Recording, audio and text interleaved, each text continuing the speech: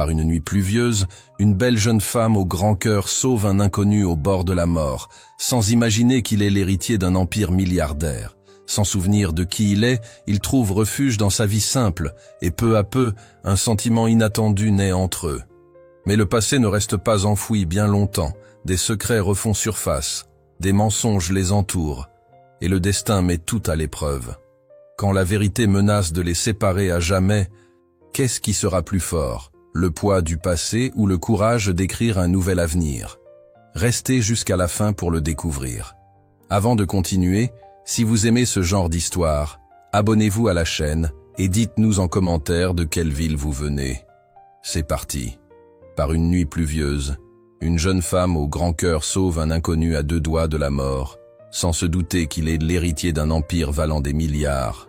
Incapable de se souvenir de qui il est, il trouve refuge dans la vie simple de cette bienfaitrice. Et peu à peu, un sentiment inattendu s'épanouit entre eux. Mais le passé ne reste pas enterré longtemps. Des secrets refont surface, les mensonges les entourent et le destin les met à l'épreuve. Quand la vérité menace de les séparer à jamais, qu'est-ce qui primera? Le poids du passé ou le courage d'écrire un nouveau futur? Reste jusqu'à la fin pour le découvrir. Avant de commencer, si tu aimes ce genre d'histoire, abonne-toi à la chaîne et dis-nous en commentaire de quelle ville tu nous suis. Allons-y. Il pleuvait sans discontinuer. Depuis des heures, la pluie tombait, transformant les ruelles étroites en ruisseaux. Meilin remonta son manteau léger, essayant de se réchauffer pendant qu'elle rangeait les derniers pains à la vapeur qu'il lui restait à vendre. Une journée de plus à peine rentable. À 19 ans, elle n'aurait jamais imaginé vivre ainsi, se lever à l'aube et travailler jusqu'à tard, vendant de la nourriture au coin de la rue pour payer le loyer. Un coup de tonnerre résonna dans le ciel, tandis qu'elle bouclait son matériel sur son chariot. La plupart des marchands étaient déjà partis, laissant la rue du marché, d'ordinaire si animée, étrangement déserte. Les lampadaires projetaient de longues ombres à travers la pluie, et Méline accéléra le pas. Elle ne pouvait se permettre de tomber malade. Personne d'autre n'aurait pu tenir son stand à sa place. C'est alors qu'elle l'entendit, un gémissement faible, venant d'une allée derrière une boutique d'électronique fermée. Mélin s'immobilisa, le cœur battant. Dans ce quartier, des bruits étranges la nuit rimaient souvent avec ennui. Le plus prudent aurait été de rentrer en courant chez elle. Mais il y avait quelque chose dans ce son, si vulnérable, qui la toucha. Elle resta plantée là quelques secondes, tenant toujours la poignée du chariot, en pleine hésitation. La voix de sa mère résonnait dans sa tête, la mettant en garde contre l'excès de confiance. Mais et si quelqu'un avait vraiment besoin d'aide? Inspirant profondément, elle fit pivoter son chariot et s'engagea vers l'allée. La scène qui l'attendait la laissa sans voix. Un jeune homme gisait au sol, ses vêtements luxueux complètement trempés. Il avait une vilaine coupure sur le front et respirait faiblement. Méline s'agenouilla à côté de lui, ignorant l'eau qui s'infiltrait à travers son pantalon. Elle posa 2 doigts sur son cou, comme elle l'avait appris dans un cours de premier secours au centre communautaire. Son pouls était là, mais faible. « Hé !» appela-t-elle, donnant de petites tapes sur la joue du garçon. « Tu m'entends ?» Aucune réponse. Méline regarda autour d'elle, désespérée, mais la rue restait vide. Son téléphone n'avait juste assez de crédit que pour des urgences, mais là, c'en était une, n'est-ce pas? Elle composa le numéro d'aide, mais après 5 minutes d'attente, elle comprit qu'elle ne pouvait rester plus longtemps là. Son petit appartement se trouvait à 3 rues. Elle pouvait y arriver. Meilin fixa son chariot, puis l'inconnu inconscient. Impossible de prendre les deux. Prenant une décision rapide, elle poussa le chariot derrière quelques caisses, priant pour le retrouver intact au matin. Ensuite, puisant une force insoupçonnée, elle hissa le jeune homme en position assise. « Pourvu que tu ne sois pas un psychopathe », murmura-t-elle, calant ses bras sous ceux du garçon pour le tirer à travers la pluie battante. Chaque mètre parcouru était un effort surhumain, et il lui fallut s'arrêter régulièrement pour reprendre son souffle. Lorsqu'elle atteignit enfin son immeuble, ses bras étaient en feu. Monter jusqu'au 3e étage fut un autre défi. Elle mit près d'une demi-heure, arrivant complètement fourbue. Finalement, elle l'installa sur son vieux canapé, qui lui servait aussi de lit. Dans la lumière de son appartement, Méline distingua mieux ses traits. Il devait avoir à peu près son âge, avec des lignes de visage trop raffinées pour le quartier. Et malgré la boue et la pluie, ses vêtements révélaient dès qu'ils coûtaient cher. Que faisait un type comme lui dans cette zone? Mei Ling attrapa sa trousse de secours. Un assortiment basique glané au fil du temps. Elle désinfecta soigneusement la plaie, appliqua un antiseptique et un pansement. Sa respiration semblait plus régulière à présent, ce qui la rassura. Elle fouilla ses poches à la recherche d'un téléphone ou d'une pièce d'identité, mais ne trouva rien. Qui qu'il soit, il restait un mystère. Elle enfila des vêtements secs, rapprocha son vieux fauteuil du canapé et s'enroula dans une couverture. Elle aurait pu essayer de dormir, mais elle refusait de le quitter du regard. Et s'il empirait dans la nuit, ou se réveillait, paniquée, alors elle veilla, guettant les mouvements de sa poitrine, se demandant quelle tournure du destin l'avait amené jusqu'à elle. À l'aube, il ouvrit enfin les yeux. Il scruta la pièce, perplexe, avant de la fixer du regard. « Où ?» Sa voix était rauque. « Où suis-je ?»« Tu es en sécurité ?» répondit Mélin, se penchant vers lui. « Je t'ai trouvé inconscient dans une ruelle. Te souviens-tu de ce qui s'est passé ?» Il tenta de se redresser, mais poussa un gémissement en portant la main à son front. « Non. » La peur monta dans son timbre. « Je ne me rappelle de rien. Pourquoi je ne me souviens de rien ?»« Chut, ça va aller, » fit Mei Ling, tâchant de ne pas révéler son inquiétude. « Tu t'es cogné la tête. »« Moi, c'est Mei Ling. Tu pourrais me dire ton nom ?» Il la dévisagea, la panique s'intensifiant dans ses yeux. « Je ne sais pas. Je ne sais pas comment je m'appelle. Je ne sais rien. » Sa respiration devint haletante, et Mei Ling reconnut les signes d'une crise de panique imminente. « Regarde-moi, » dit-elle fermement, lui prenant la main. « On va trouver une solution, d'accord? Mais pour l'instant, il faut bien t'appeler d'une façon ou d'une autre. » Elle réfléchit une seconde. « Et si on t'appelait Jean ?» Cela signifie « Or, je t'ai trouvé sous la pluie, comme un trésor emporté par l'orage. » Il serra sa main, agrippant cette identité de fortune comme un naufragé s'accroche à une bouée. « Jean » répéta-t-il tout bas. « Très bien, je serai Jean. » Les jours qui suivirent furent éprouvants pour Jean. Chaque matin, il se réveillait espérant que ses souvenirs reviennent d'un coup, sans succès. Toujours ce vide. Il passait des heures devant le miroir fendu de la salle de bain de Mei Ling, cherchant un signe familier dans son propre reflet, en vain. La mère de Mei Ling, tante Hua, n'était pas ravie de trouver un inconnu allongé dans leur petit studio. Le lendemain, elle débarqua, vit le garçon endormi sur le canapé et entraîna Mei Ling dans la cuisine. « Es-tu devenue folle ?» chuchota-t-elle, furieuse. « On a à peine de quoi vivre et tu ramènes un type chez nous. Pourtant, la sévérité de tante Hua s'adoucit en voyant la peur dans le regard de Jean lorsqu'il se réveilla. Elle n'aimait pas cette situation, mais ne se voyait pas jeter à la rue un garçon qui semblait si perdu.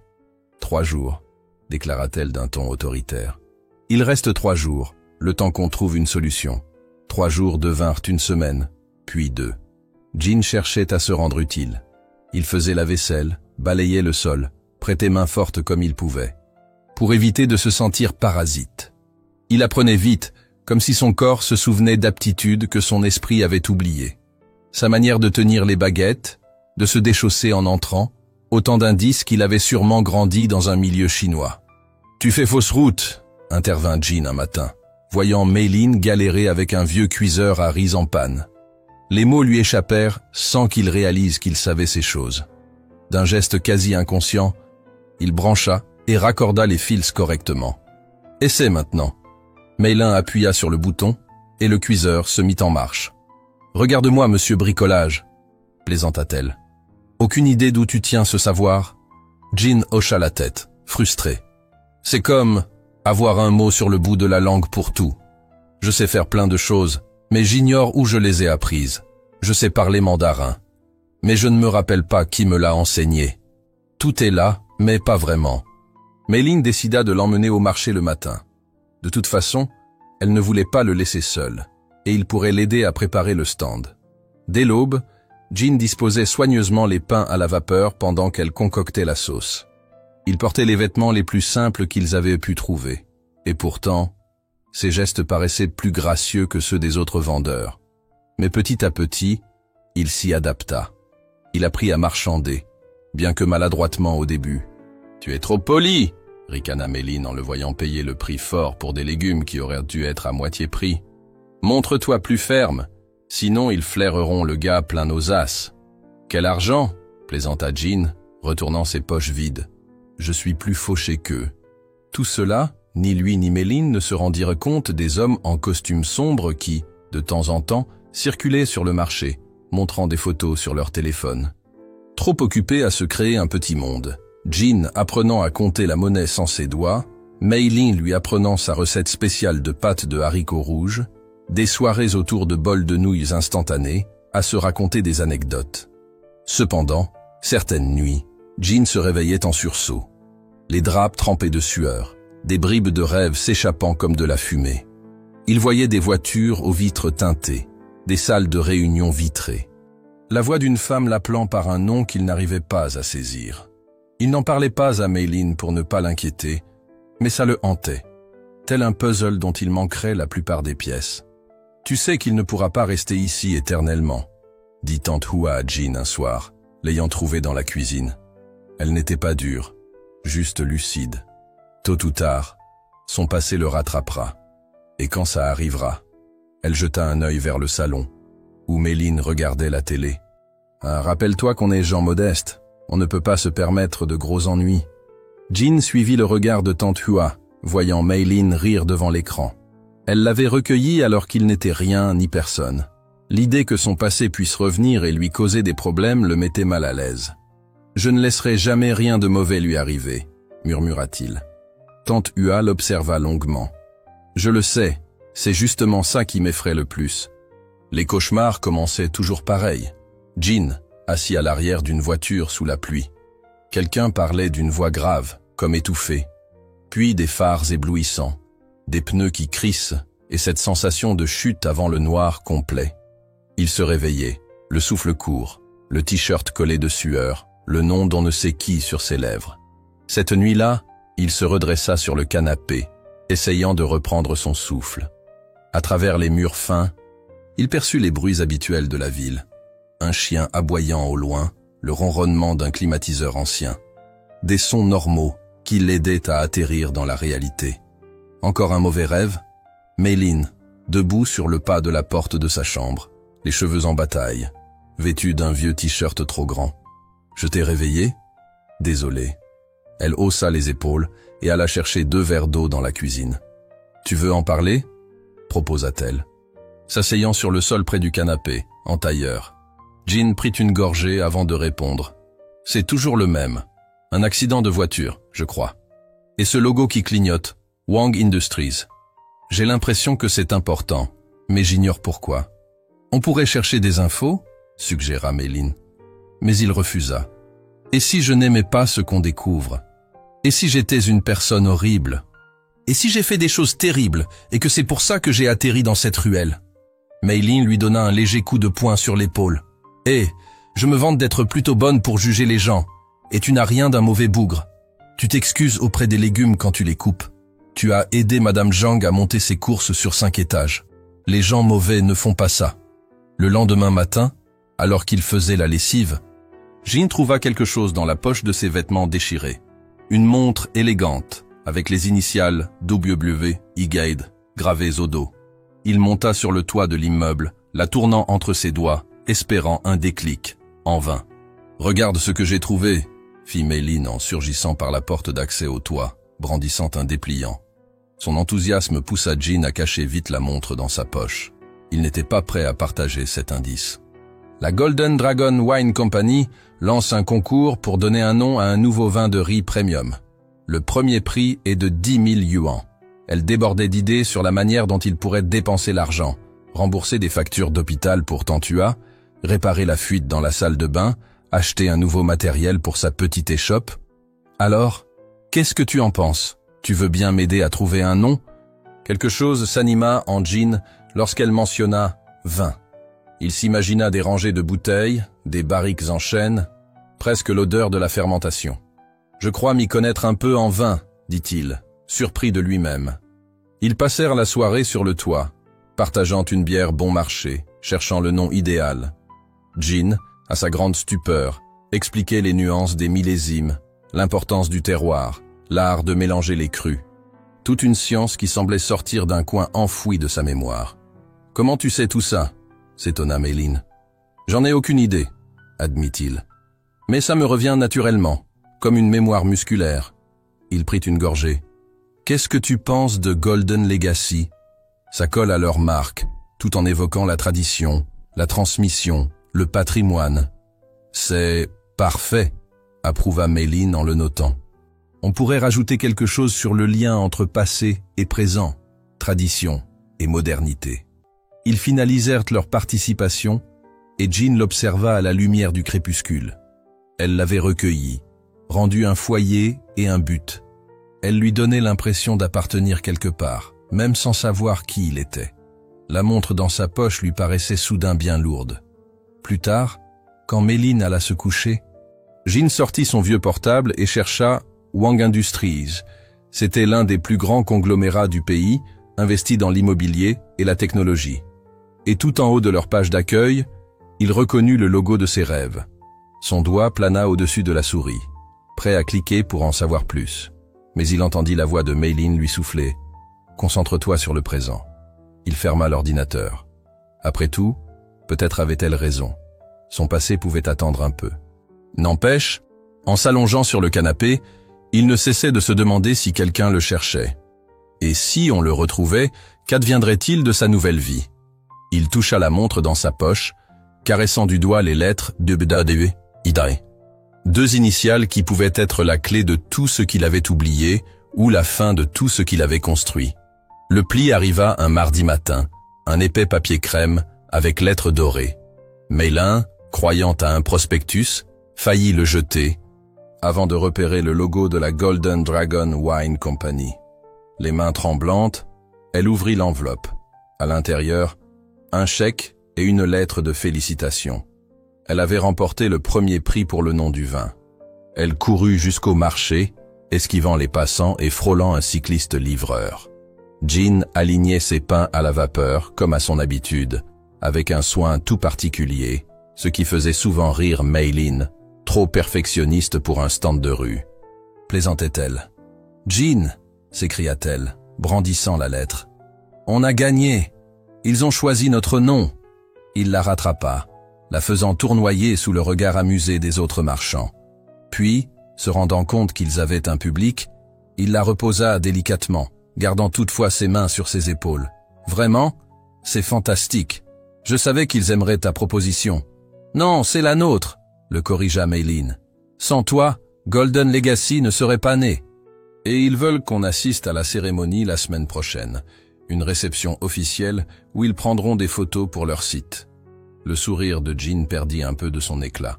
« Des photos ? T'en fais pas, tu n'es pas obligé de venir. Je sais que c'est compliqué pour toi en ce moment. Moi, je peux y aller seul. » Il secoua la tête. « Hors de question. C'est ton heure de gloire. Je resterai juste un peu en retrait. C'est tout. » La cérémonie eut lieu dans le siège ultramoderne de la Golden Dragon Wine Company, en plein centre-ville. Mayline avait mis sa plus jolie robe, celle réservée au Nouvel An. Elle était même allée se faire coiffer dans un salon à bas prix du quartier. Jean portait un costume prêté par un habitué de la boutique, un peu grand, mais il conservait une certaine élégance naturelle. « On dirait que tu es dans ton élément », chuchota Mayline, éblouie par le hall de marbre et de verre. C'était censé être un compliment, mais elle ne pouvait s'empêcher de ressentir un pincement en voyant à quel point Jean paraissait à l'aise au milieu de ce luxe. La presse locale se passionna pour cette histoire. Une vendeuse de rue qui avait trouvé le nom idéal pour un vin prestigieux, alliant tradition et modernité. Journaux et magazines reprirent sa photo. Et ainsi, Liu Rong les retrouva. Ce même après-midi, Liu Rong débarqua dans l'immeuble de Mayline. Perché sur ses talons hors de prix, portant un tailleur qui contrastait fortement avec les trottoirs fissurés du quartier. Jean était parti accompagner tante Hua à un rendez-vous médical. Alors Mayline se retrouva seule pour ouvrir la porte. « Mademoiselle Mayline ?» La femme avait la quarantaine, un port élégant. « Je m'appelle Liu Rong, vice-présidente exécutive de Wang Industries. Pourriez-vous m'accorder un moment ?» Le cœur de Mayline fit un bond en entendant le nom Wang Industries. le même apparaissant dans les cauchemars de Jin. Elle la laissa entrer, soudain consciente de la peinture écaillée et du mobilier usé. « Je vais être franche », reprit Liu Rong, sortant une tablette. « Nous cherchons quelqu'un. » Sur l'écran, Mei Ling reconnut Jin, ou du moins un jeune homme identique à lui, en costume de luxe, posé devant un logo Wang Industries. La légende disait Wang Yinan, l'héritier de Wang Industries, disparu après un accident de voiture. Je ne... Mei Ling commença, mais Liu Rong leva la main. Nous savons qu'il vit avec vous. Les photos du concours de vin l'ont confirmé. Elle adoucit sa voix. Il n'est pas en tort. Son père est désespéré de le retrouver. Il y a une forte récompense. Non, coupa Mei Ling d'un ton sans appel, elle-même étonnée de sa fermeté. Je ne vous aiderai pas à l'emmener de force.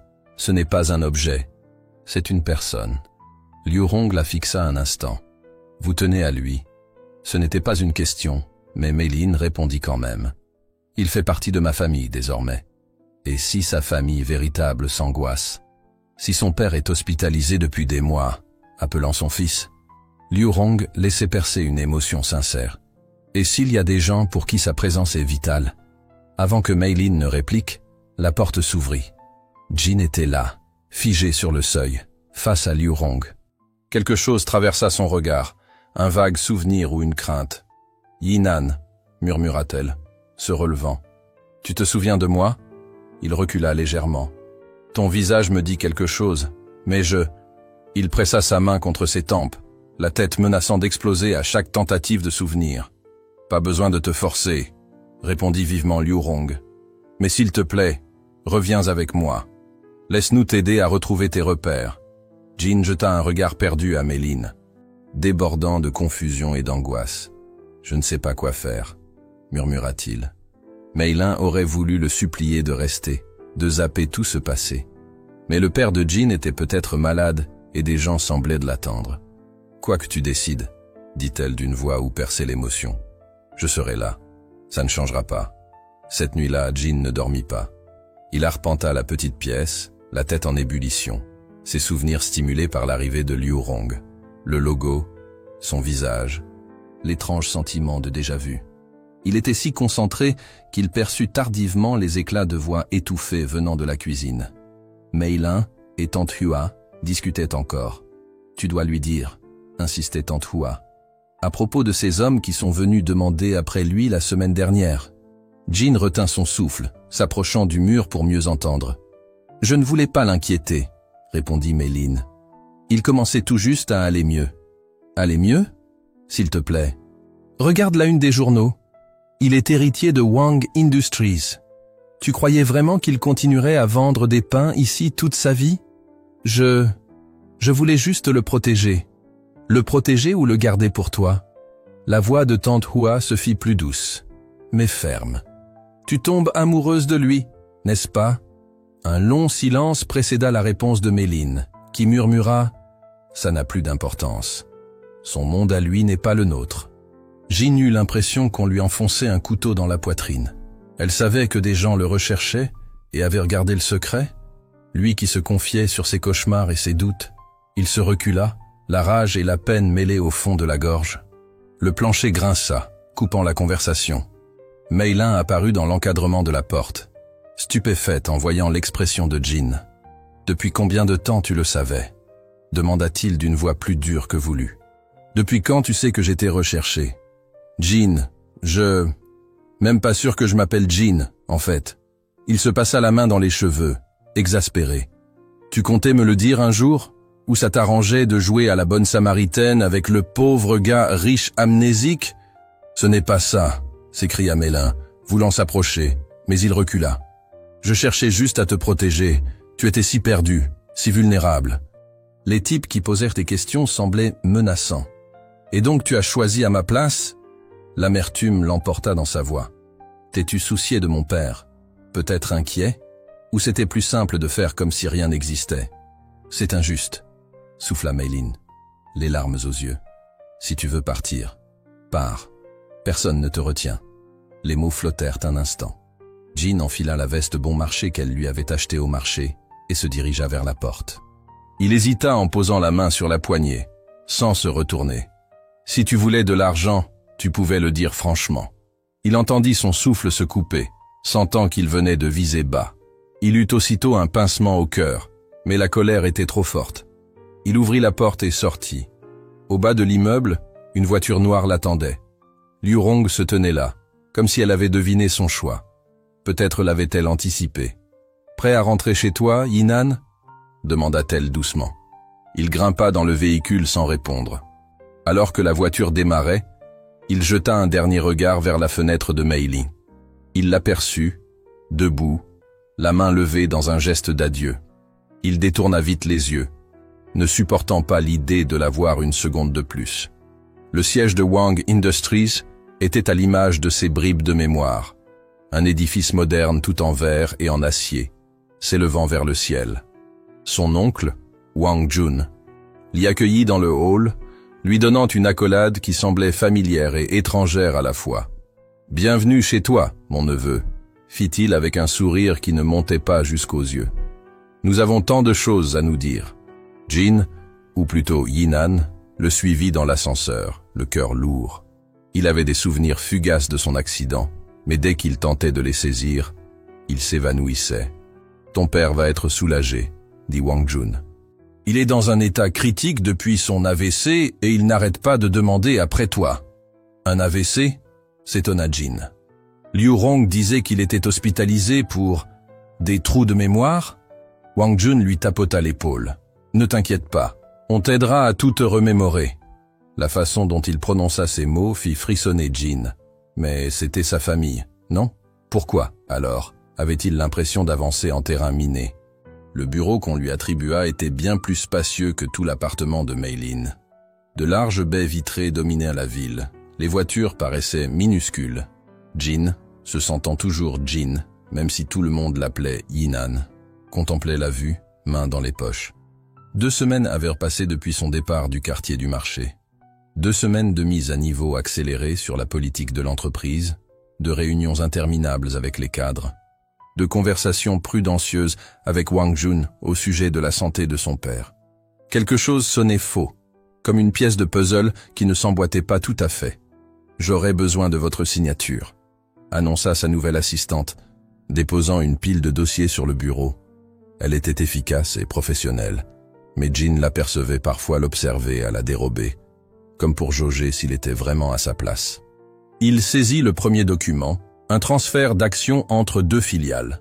Les mots dansaient devant ses yeux, réveillant un souvenir diffus, lui, discutant de ses dossiers dans ce même bureau, avec quelqu'un. « Attendez », murmura-t-il, examinant la page de plus près. « Pourquoi transférer ces actifs maintenant? Les prévisions du marché indiquent… » Il s'arrêta, surpris d'entendre la connaissance couler de ses lèvres. « Très perspicace, mon neveu », lança Wang Jun depuis l'embrasure de la porte, avec son sempiternel sourire. « Tes instincts de business reprennent le dessus. Mais ne te préoccupe pas de ces papiers, c'est de la simple routine. » Jin reposa le document. « Qui a autorisé ce mouvement? Toi? Le conseil d'administration, bien sûr. Pendant que ton père était indisponible et que tu avais disparu, il fallait bien faire tourner la boîte. » Wang Jun s'approcha de la fenêtre, se plaçant à ses côtés. Une vue splendide. « Non? Ton père et moi observions souvent la ville d'ici, en parlant d'avenir. Avant son accident. » Le mot « accident » souligna un pic de douleur dans la tête de Jin. Des images revinrent, des disputes, des portes claquées, des menaces sous-jacentes. Pendant ce temps, de retour dans le petit immeuble, Mélin reçut une lettre anonyme, sans expéditeur. À l'intérieur, un court billet. Consulte les caméras de circulation de la rue Chang'an, nuit du 15 mars. Ton amie n'était pas seule dans cette voiture. Elle lut, les mains tremblantes. Une partie d'elle voulait tout jeter. Jin avait fait son choix, non? Mais un pressentiment la travaillait. L'histoire de Liu Rong ne collait pas. La situation du père de Jin restait obscure.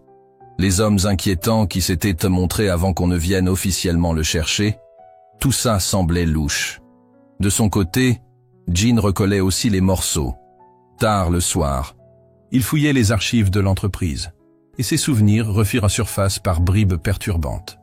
Il se revit discuter de l'orientation de la compagnie avec son père. Celui-ci voulait maintenir le modèle classique, tandis que Jin militait pour la modernisation, la durabilité, de meilleures conditions pour les employés.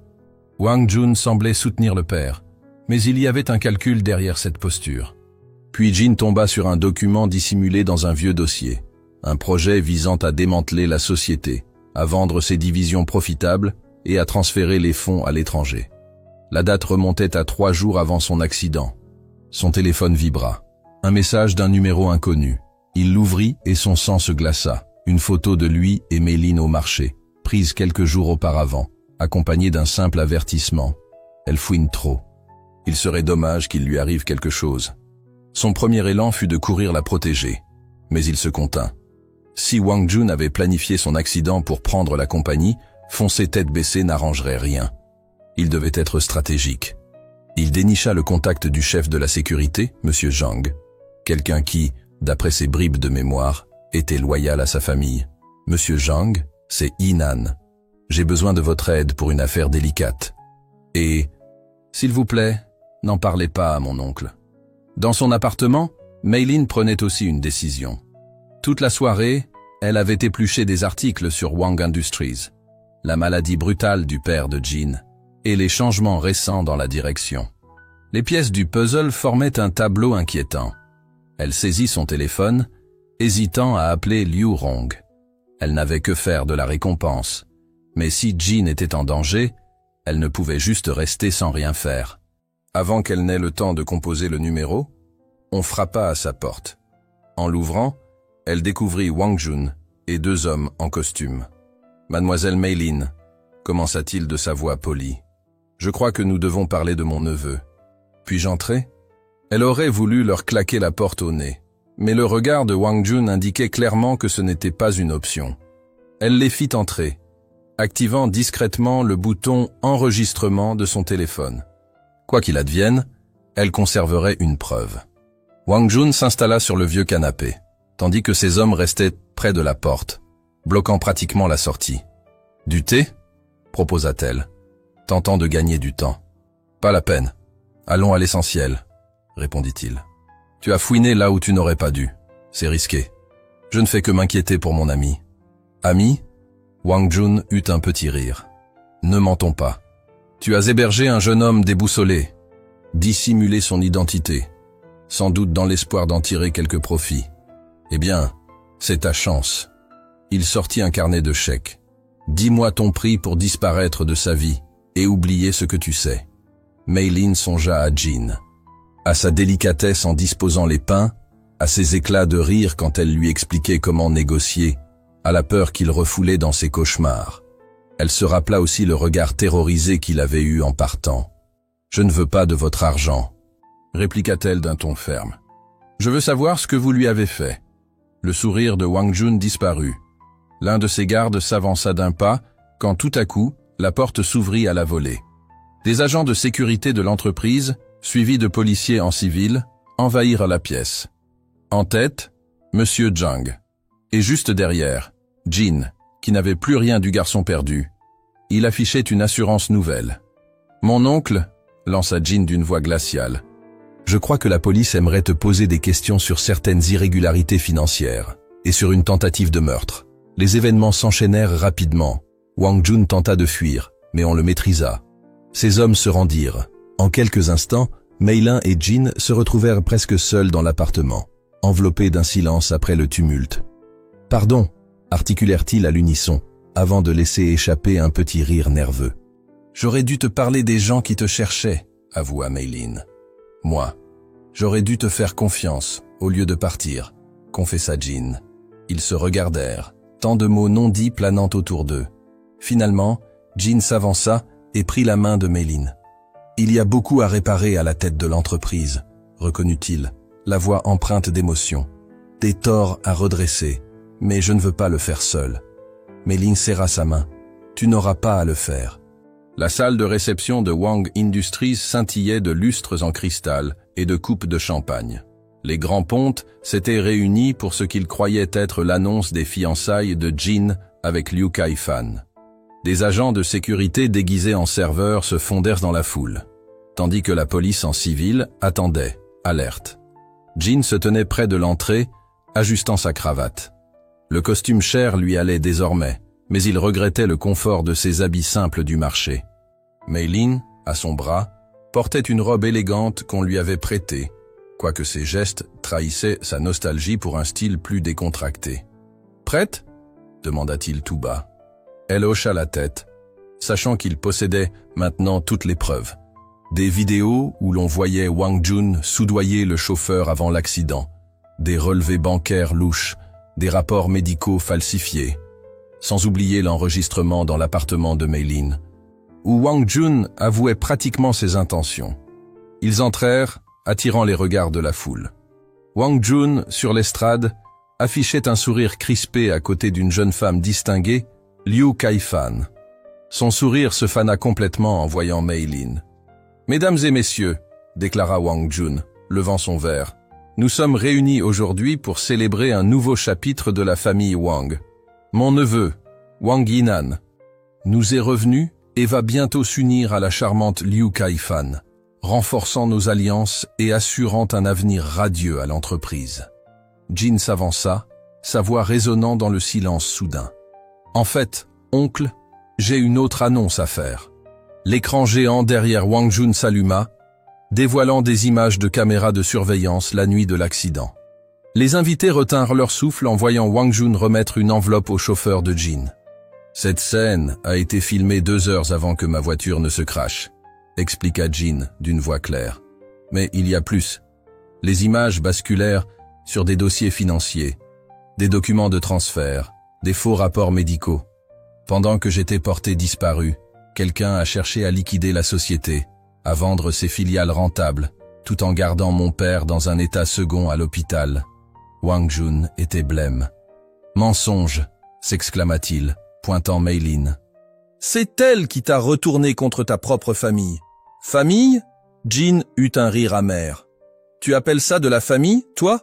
Tu as voulu me tuer et maintenir mon père dans un sommeil forcé. » Il sortit son téléphone, lançant l'enregistrement audio depuis l'appartement de Mei-Lin, où la voix de Wang Jun résonnait, parlant de « sacrifice ». La salle s'emplit de murmures. Les agents s'approchèrent de Wang Jun, qui cherchait une échappatoire. Liu Kaifan s'était déjà éloigné, le visage horrifié. « C'en est fini, oncle », lâcha Jin, implacable. « La police a toutes les preuves. Les membres du vrai conseil d'administration, pas ceux que tu as achetés, ont tout vu. Même Liu Rong a témoigné contre toi. » Wang Jun tenta de se jeter sur Mei-Lin et la saisit par le bras. « Tu crois que tu as gagné ? Tu restes le même naïf, prêt à dilapider l'argent de la société en projets écologiques et en avantages salariés. Tu n'es pas apte à diriger. » Plutôt que de se débattre, Mei-Lin écrasa son talon sur son pied et pivota pour se dégager, un mouvement qu'elle avait appris avec l'équipe de sécurité. Il tituba. 2 officiers l'attrapèrent aussitôt. Alors qu'on l'emmenait, Jin se tourna vers l'assistance stupéfaite. « Wang Industries a été bâti sur la confiance et l'innovation, pas sur la cupidité et la corruption. Mon père l'a toujours défendu ainsi. J'ai perdu la mémoire. Mais côtoyer des gens simples m'a montré ce qui compte vraiment. Cette entreprise va retrouver son âme. » Sous le regard de tous, il prit la main de Mei-Lin. « Et je ne ferai pas ça seul. J'ai besoin de quelqu'un qui incarne l'intégrité comme elle. » Le public se mit à clamer, les reporters mitraillaient de questions, les actionnaires s'invectivaient, la sécurité tâchait de rétablir le calme. Jin, lui, tenait la main de Mei-Lin, respirant enfin librement pour la première fois depuis qu'il avait recouvré ses souvenirs. « Je dois faire un autre détour », lui souffla-t-il. « Tu m'accompagnes. » Elle répondit en serrant ses doigts. « Toujours. » Et ils quittèrent la salle pour se rendre à l'hôpital où son père était soigné. Il était temps de lui expliquer toute l'histoire.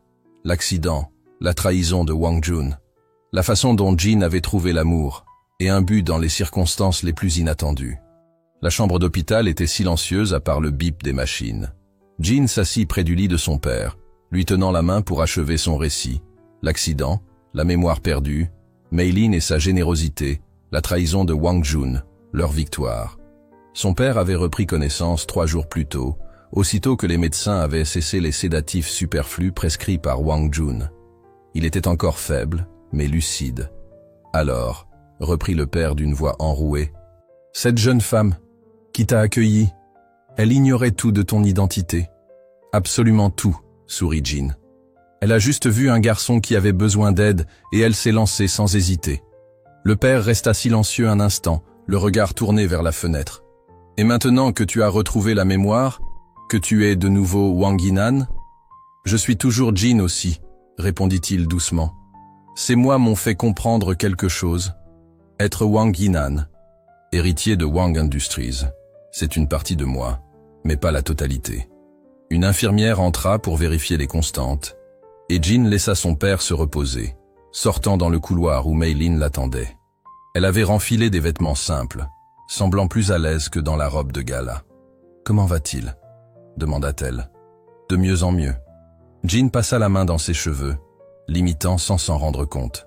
« Il veut faire ta connaissance, officielle. » Mei Lin ouvrit de grands yeux. « Quoi? Je ne... Enfin, je ferais mieux de vous laisser en famille. » Il posa sa main sur la sienne. « Tu es de la famille. Vous m'avez accueilli, toi et tante Hua, quand je n'avais rien. Pas même un nom. » Le soir venu, Jean retourna du côté du marché. Les ruelles se vidèrent déjà. La plupart des stands étaient fermés. Il se gara devant l'immeuble de Mei Lin et gravit les escaliers, se rappelant la douleur qu'elle avait endurée pour le porter jusqu'à ce 3e étage la nuit où il était inconscient. Tante Hua lui ouvrit avant même qu'il frappe. Elle l'inspecta des pieds à la tête, remarquant le costume onéreux et la coupe soignée. « Alors, le petit riche est de retour, » fit-elle, croisant les bras. « Tante, » répondit-il d'une voix humble, en s'inclinant, « je suis désolé pour la façon dont je suis parti, et pour les ennuis que je vous ai causés. » Elle le détailla un moment, puis se décala pour le laisser entrer. L'appartement, avec ses murs un peu défraîchis et ses meubles dépareillés, avait toujours le même charme. C'était plus chez lui que le penthouse huppé où il avait logé ces derniers jours. « Mei Lin est sur le toit », lâcha-t-elle. Elle monte là-haut pour réfléchir. Quand il passa, elle agrippa son bras. « Souviens-toi, elle n'a ni ton argent ni ton éducation, mais son cœur vaut plus que tout ton empire. » Jean acquiesça et monta. Sur la terrasse, Mei Lin était assise sur une vieille chaise en plastique, contemplant la ville. Combien de fois l'avait-elle écouté se plaindre de ses songes et de ses angoisses, ici même? « Je ne vais pas rester à la tête de l'entreprise », lança-t-il d'emblée. Elle se tourna, surprise. « Comment ça? C'est ton héritage, ta responsabilité. L'entreprise recèle des gens compétents. Mon père se remet doucement. Il y a un conseil honnête. Je conserverai mes parts, je donnerai mon avis sur les questions importantes, mais... » Il s'approcha et prit place à côté d'elle. « J'ai vu ce que tu fais chaque jour. Tu aides les autres pour de vrai, pas avec de grandes enveloppes de millions, mais avec des actes concrets. Offrir un pain à celui qui n'a pas les moyens, rajouter un bol pour les enfants de l'orphelinat. C'est ce type de changement que je veux provoquer. »« Jean, » commença-t-elle, mais il la coupa. « J'ai pensé à lancer un programme de développement local pour soutenir les petits commerçants, leur offrir un peu de formation, peut-être du microcrédit. » Il la regarda. « Je ne peux pas le faire seul. J'ai besoin de toi, qui connais la réalité du terrain. » Mei Lin resta silencieuse, pensant à tout ce que cela impliquait. « Tu n'es pas obligé de faire ça, » souffla-t-elle. « Je n'oppose pas mes deux mondes. Je veux en construire un meilleur, » expliqua-t-il avec calme. « Et je ne te choisis pas par culpabilité, mais parce que tu as vu en moi quelqu'un de bien, même quand je ne savais pas moi-même qui j'étais. » La ville grondait en dessous, avec des millions de destins entremêlés. Son père, désormais hors de danger, pourrait le conseiller sans le dominer. Wang Jun, lui, faisait face aux conséquences de ses actes. Ici, sur ce toit, Jean était juste à sa place. « Alors, tu m'aides à changer le monde ?» demanda-t-il. Un sourire naissant sur les lèvres. Mei Lin rit, un son clair dans la nuit. « Quelqu'un doit bien t'empêcher de payer tout au prix fort, non ?» Jean l'attira contre lui, sentant son rire se fondre sur son épaule. Il pouvait être Wang Yinan, l'héritier, mais au fond, il resterait toujours Jean, le garçon perdu secouru sous la pluie. 6 mois peuvent tout changer. La rue du marché semblait presque méconnaissable, mais dans le bon sens. Des chaussées réparées, des toits de protection et un système d'évacuation pour éviter les inondations. L'âme du quartier, ses vendeurs, son agitation, sa joie de vivre, étaient intacts. La plus grande nouveauté, c'était l'ancienne boutique d'électronique abandonnée, désormais transformée en Golden Legacy Wine Shop, avec des étagères en bois et une sélection de bouteilles soigneusement choisies. L'enseigne affichait fièrement Golden Legacy Wine Shop et en dessous, en plus petit, un partenariat communautaire Wanglin. Jean se trouvait derrière le comptoir, présentant divers vins de riz à une cliente âgée.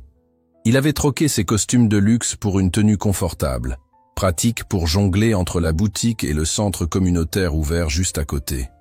Il conservait néanmoins cette élégance innée, un brin en décalage charmant avec le quartier populaire. Celui-ci, expliquait-il en brandissant une bouteille, est fermenté dans des jarres en terre, selon une méthode traditionnelle de Shaoxing, transmise depuis 4 générations. Ses yeux brillaient d'enthousiasme. La petite clochette de la porte tinta, annonçant l'arrivée de Mei Lin, chargée d'une pile de paperasse.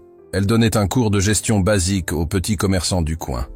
Leurs regards se croisèrent, et ils échangèrent un sourire complice, un rituel dont ils ne se lassaient pas. « Madame Zhang » salua Mei Lin, s'adressant à la cliente. « Vous cherchez de quoi fêter la remise de diplôme de votre petit-fils ? Ton jeune ami a été d'une grande aide, » répondit la dame en tapotant la main de Jean. « Quand je pense qu'il ne savait même pas rendre la monnaie sans compter sur ses doigts, à ses débuts. » Une fois la cliente repartie, Mei Lin posa ses dossiers sur un tabouret. « Le cours s'est bien passé, » annonça-t-elle. « Le vieux monsieur Chen a enfin accepté de passer à un logiciel pour gérer son stock de nouilles. Tu as la patience d'un ange, » la taquina Jean. Il a mis 3 mois à seulement tolérer la calculatrice. Tout avait commencé modestement. Le magasin de vin fut leur premier projet commun, utilisant le nom Golden Legacy, choisi par Mei Lin, et le savoir de Jean. Puis, ils avaient ouvert un centre communautaire, offrant des leçons de comptabilité, d'informatique, des microcrédits pour les vendeurs et des partenariats avec la mairie pour moderniser le quartier. Wang Industries soutenait le tout, mais en tant que partenaire et non dirigeant, avec le père de Jean, désormais rétabli, qui trouvait ce projet magnifique. Le téléphone sonna. C'était Liu Rong, qui appelait pour discuter de l'expansion du programme à d'autres quartiers. Jean raccrocha avec un large sourire. C'est validé. On peut commencer à chercher un local dans le district Est. On devrait arroser ça, proposa Mei Lin. Tu te rappelles ce petit resto où on a dîné le soir où j'ai appris que j'avais gagné le concours? Le visage de Jean s'illumina d'un sourire. Comment oublier? J'avais si peur d'être reconnu. Mais je n'arrêtais pas de penser à combien tu étais radieuse en évoquant tes rêves d'avenir. Flatteur, rit-elle en lui lançant un bouchon qu'il rattrapa habilement. Je songeais plutôt aux raviolis de ma mère. Elle teste une nouvelle farce ce soir. Les raviolis de Tante Wa surpassent n'importe quel grand resto, confirma Jean. Tu sais, quand je me suis réveillée la première fois sur ton canapé, j'étais terrifiée. Je ne savais pas d'où je venais, ni même mon nom.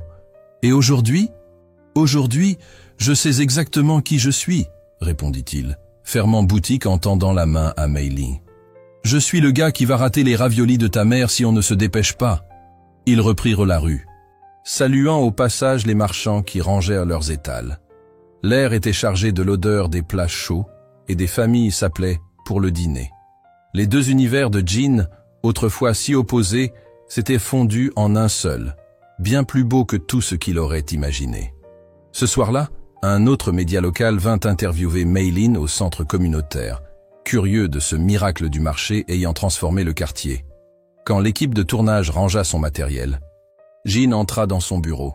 « Tu es de plus en plus à l'aise lors des interviews, » observa-t-il, souriant avec fierté. « Souviens-toi de ta toute première. Tu avais si peur que tu as failli renverser leur micro. »« N'en parle pas » gémit-elle, mais un sourire éclaira son visage. Au mur du petit bureau, on voyait des photos de commerçants et d'étudiants qui avaient réussi grâce à leur formation. « Wang Industries a téléphoné », reprit Jean, s'asseyant sur le rebord du bureau. « Ils veulent collaborer sur le nouveau module de formation, avec nos conditions. » La proposition n'était pas la première du genre. Leur travail dans le quartier attirait l'attention d'autres entreprises. Mais Mei Lin et Jean tenaient à garder leur indépendance et à ne pas sacrifier leur vision au profit pur et dur. « Qu'en pense ton père » interrogea Maylin. Il dit qu'on doit y réfléchir, mais ne pas se laisser imposer quoi que ce soit, rétorqua Jin. Puis il a demandé quand tu refaisais tes nouilles épicées. J'ai l'impression qu'il te préfère à moi. Disons que je ne lui ai jamais causé d'accident de voiture ni donné de cheveux blancs, railla-t-elle. Puis elle jeta un coup d'œil à son agenda, chargé de rendez-vous et de conférences pour le week-end. On maintient le festival de street food ce week-end. Les commerçants sont ravis de montrer leurs nouveautés. Le festival s'annonçait être la prochaine grande étape, rassemblant les vendeurs qui avaient suivi leur programme. Toute la rue se parerait de guirlandes lumineuses, de musique. Même quelques critiques gastronomiques renommés avaient promis de passer. Plus tard, ils rentrèrent ensemble, flânant dans les rues rénovées du marché. Le fameux bec où Maylin avait découvert Jin était désormais propre et bien éclairé, un projet de sécurité financé par leur programme. Ils s'arrêtèrent un instant, se rappelant la scène où Jin était évanoui sous la pluie. « J'ai réfléchi », dit Jin en brisant le silence, « à ce que tu disais la dernière fois, sur le fait d'aider les gens comme toi tu m'as aidé. Ah oui? Que dirais-tu d'un programme spécialement conçu pour ceux qui ont besoin d'une seconde chance? Pas juste des prêts, mais un vrai accompagnement. Logement, formation, soins médicaux. » Il sortit une tablette pour lui montrer ses notes. On pourrait appeler ça la fondation Golden Legacy. Maylin parcourut le projet, impressionné. « C'est incroyable, Jin. Mais ça va demander un travail colossal. Plus compliqué que d'accueillir un inconnu amnésique, plaisanta-t-il. Elle rit, repensant à ses sueurs froides la nuit où elle l'avait trouvé. Faudra des partenariats, des soutiens institutionnels.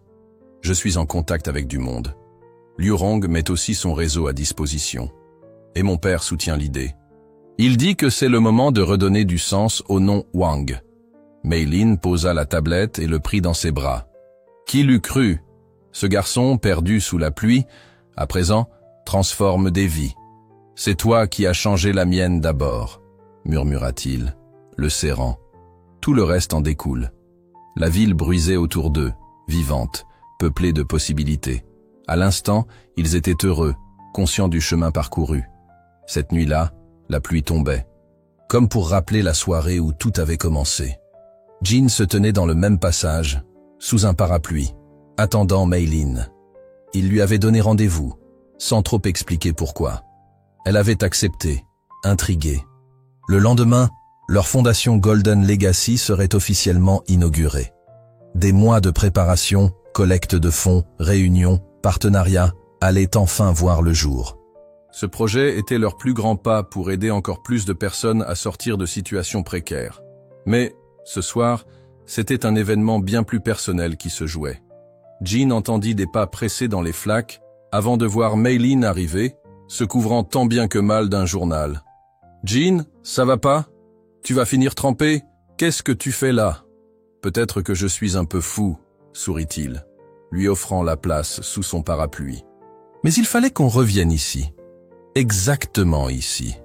Elle observa l'endroit, reconnaissant la ruelle. Là où je t'ai trouvé. Tu étais inconscient. Je repensais à ce moment. Comment tout a basculé parce que tu as pris la décision d'aider un inconnu sous la pluie. Il lui prit la main, sentant son propre cœur palpiter. Quand j'ai retrouvé la mémoire, j'ai cru que je rentrais dans mon ancienne vie. Mais en réalité, j'en commençais une nouvelle, bien meilleure. Grâce à toi. Maylin serra sa main. On l'a construite ensemble. Justement, je voulais t'amener ici, là où notre histoire a commencé, pour te demander d'en écrire la suite à mes côtés. Il sortit une petite boîte de sa poche. Ce n'était pas un diamant tape à l'œil, mais un anneau de jade discret, orné de motifs de gouttes de pluie et de fleurs de cerisier. Je ne te le demande pas en tant que Wang Yinan, l'héritier millionnaire. Je te le demande en tant que Jin. Ce gars qui négocie mal les prix et qui brûle le riz quand il est distrait. Celui qui est tombé amoureux de toi entre 2 ventes de pain et un bol de nouilles. Maylin avait les larmes aux yeux, mais la pluie les masquait. Tu es les deux, Jin et Yinan. C'est de l'ensemble de toi dont je suis tombée amoureuse. Le garçon perdu qui a su retrouver son chemin et l'homme qui a décidé d'aider les autres à faire de même. Alors, c'est un oui? Elle rit malgré ses larmes. Tu n'as même pas posé la question officiellement, idiot. Alors il se mit à genoux dans la flaque, indifférent à l'eau qui le trempait. « Méline, veux-tu m'épouser? Construire la fondation avec moi, ouvrir d'autres centres et faire cramer du riz à l'occasion? »« Oui, » répondit-elle, le relevant pour l'embrasser. « À tout ?» Un peu plus tard, ils fêtèrent ça en famille. Tante Hua prépara ses fameux raviolis. Le père de Jin déboucha un vin rare. Dans le petit appartement, il y avait Liu Rong, Monsieur Zhang, des amis commerçants du quartier. Tous ceux qui avaient joué un rôle dans leur aventure. Jin, en retrait près de la fenêtre, contempla les gens qui discutaient. D'un côté, des cadres d'entreprise, de l'autre, des vendeurs de rue. Son père évoquant des accords mets-vins avec Tante Hua. Les anciens étudiants de Meilin échangeant leurs progrès avec les gestionnaires de Wang Industries. Le lendemain, ils lanceraient officiellement leur fondation, prêts à soutenir d'autres personnes en difficulté. Mais ce soir, ils célébreraient leur début, qui n'était qu'un simple geste de compassion, une nuit de pluie.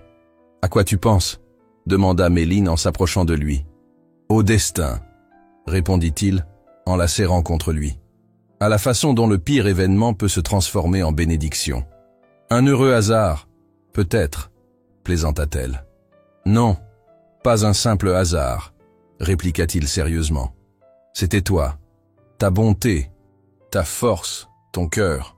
Cette nuit-là, tu n'as pas seulement sauvé ma vie, tu m'as fait découvrir la personne que j'avais envie de devenir. » Au dehors, la pluie s'apaisait. Les flaques reflétaient les lumières de la ville comme des halos dorés. Dans un autre quartier, quelqu'un, sans doute, devait être aussi perdu que Jin l'avait été. Demain, il travaillerait à ce que l'aide soit plus facile à trouver. Mais, dans ce petit studio chaleureux rempli de rire et d'amour, ils étaient là où ils devaient être. Deux univers différents, réunis par un acte de bonté sous la pluie qui avait trouvé la lumière dans la compassion et l'amour. Le riche héritier égaré et la bienfaitrice inconnue venaient de regagner leur foyer et, ce faisant, de forger un nouveau legs, non pas fondé sur la puissance ou l'argent, mais sur la solidarité, la communauté et cette vérité toute simple. Parfois, le plus grand acte d'amour commence lorsqu'on tend la main à un inconnu sous la pluie.